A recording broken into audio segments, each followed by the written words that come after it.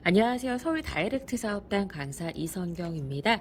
저희 사업단에서는 여러분의 성공적인 자기주도 학습에 도움을 드리고자 짧은 영상 준비했습니다.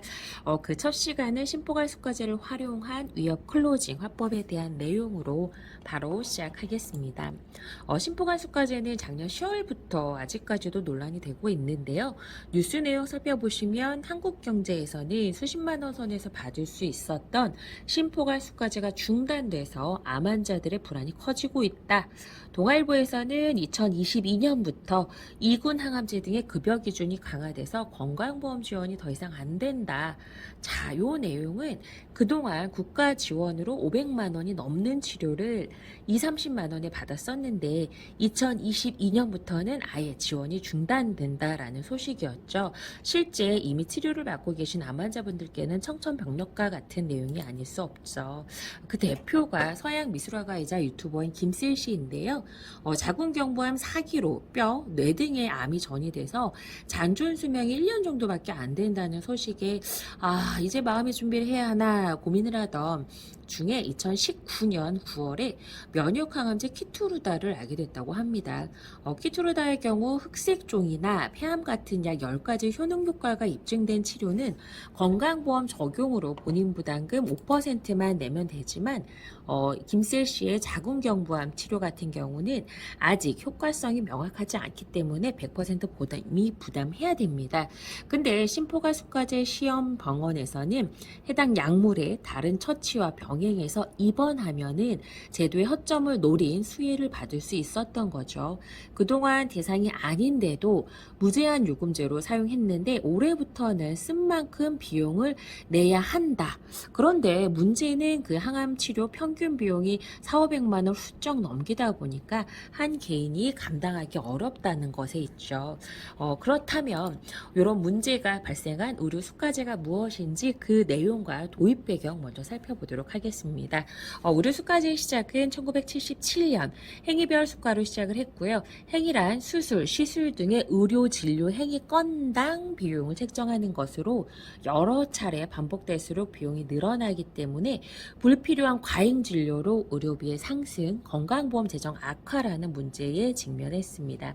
이를 해결하고자 97년에 포괄수가제가 시행됐는데요. 포괄수가제는 일종의 진료비 정찰제로 4개과 7개 질병군의 비교적 단순한 외과 수술에 대해서 미리 비용을 정해놓는 정액제를 실시한 거예요. 근데 문제는 정액제 안에서 병원의 이유를 남겨야 하다 보니까 질 낮은 치료 제재를 사용하거나 돈 안 되는 치료는 아예 기피하거나 하는 등의 과소 진료의 부작용이 발생했죠. 그래서 이 문제를 해결하고자 2009년 지금까지 이어오는 심포괄수가제가 시행됩니다.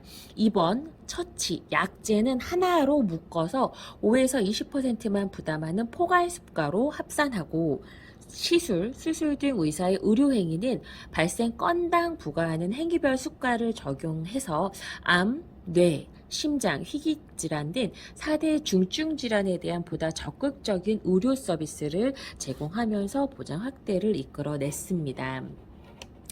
자, 그런데 문제는 일부 심포괄수과제 시범 병원에서 급여인 경우에는 5% 또는 일부 본인 부담, 비급여인 경우에는 전액 본인이 부담을 해야 되는 경우에도 일률적으로 본인 부담 5%만 적용을 한 거죠. 즉, 동일 병명에 동일 약제를 사용한다라고 하더라도 정보를 아는 환자는 5%만 내고 모르는 환자는 100% 부담하게 되는 차별 현상이 발생돼서 이를 방지하고자 2022년 올해부터죠. 오남용의 여지가 없는 이군 항암제 및 기타 약제에 대해서는 전액 비포괄로 지정했습니다.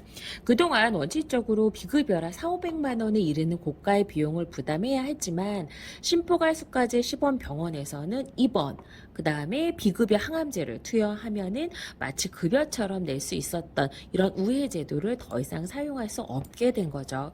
갈수록 악화되는 건강보험 재정으로 고가의 부정은 점점 줄어들 수밖에 없기 때문에 앞으로는 더욱더 개인이 준비해야만 살아남을 수 있는 시대가 되었다라는 거 기억해 주셔야겠습니다. 그런데 문제는 저희가 전화할 때마다 권유할 때마다 있다 많다 하셨던 그 많은 고객님들이 실제 암평균 보장 금액은 남녀 모두 통틀어 3천만 원 정도밖에 안 된다라는 거죠. 암 치료는커녕 1년 생계비로도 빠듯한 금액이죠. 이걸로 충분하시겠습니까? 그래서 정액의 진단작은 기본이고요. 2,000원 정도의 적은 보험료로 최대 2천만 원의 큰 치료비를 확보할 수 있는 표적 항암도 필수라는 거 꼭 기억해 주시고요. 지금까지 심포괄 숙과제 내용과 위험을 살펴봤고요. 이를 활용한 클로징 화법 같이 보시도록 하겠습니다. 심포괄 숙과제라는 위협소구를 활용한 문제제기 및 클로징 화법. 표적 항암제, 면역 항암제 이런 거 들어보셨죠, 고객님? 암이 조금이라도 퍼져 있으면 치료 과정에서 내가 좋든 싫든 꼭 써야 되는데 문제는 한 달 비용이 500만 원에서 1,000만 원으로 고가잖아요. 원래 표적, 면역 같은 고액의 신약 치료는 건보 지원 대상이 아니라 많게는 수억 원의 치료비가 들기도 하는데요. 현 제도에서는 국민 부담 경감을 위해 일부 고가의 약제에 대해서는 급여 기준 적용을 받아서 전체 금액의 5%만 부담하면 됐는데 올해부터는 이군 항암제, 초고가 약제에 대한 지원이 아예 빼는 걸로 바뀐다고 해서 국민청원까지 올라갔거든요. 평균 수명이 늘수록 암 환자가 빠르게 늘면서 건강보험공단 재정이 나빠지다 보니까 국민 의료보장에 대한 부담을 줄이기 위해 앞으로도 점점 급여 혜택을 줄일 수밖에 없거든요. 제2의 건강보험이라는 실수는 이미 보장 줄이고 보험료 20%나 올린다고 하잖아요. 표적, 면역 항암 치료를 건강보험 제외 항목으로 두는 것은 이제 시작이에요. 다음엔 어떤 치료가 제외될까요? 모르잖아요, 고객님. 결국 개인보험으로 미리 준비한 사람만 살아남는 시대라는 거거든요. 개인보험 가입하면 국가에서도 공제 혜택 주는 이유가 이거죠. 국가가 책임지기 어려우니까 준비 좀 해라 이거잖아요. 고객님이 그동안 쌓아올린 모든 것, 계획하신 모든 것 제대로 지키는 기초가 바로 건강에 대한 보장입니다. 늦을수록 지체 비용 생기는 만큼 지금 준비 도와드릴게요. 라고 해주시면 고객님의 관심, 긍정적인 결정 좀 더 이끌어내실 수 있으실 거예요. 여러분의 성공을 기원하며 시간 마치겠습니다. 감사합니다.